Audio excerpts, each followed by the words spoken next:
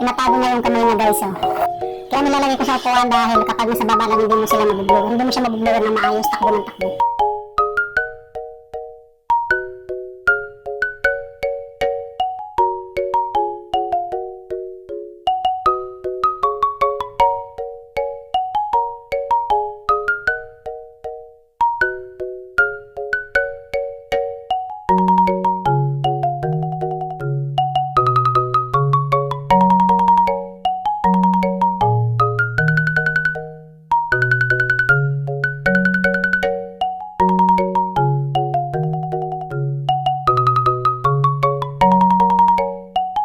Ilang months ko na rin ito gamit guys sa kanya.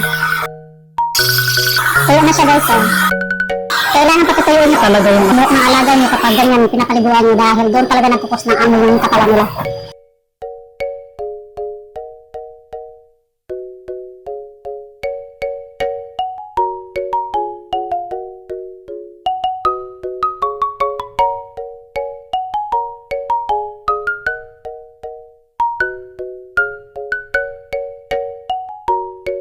So ayan guys, tapos na kami, tuyo na siya oh.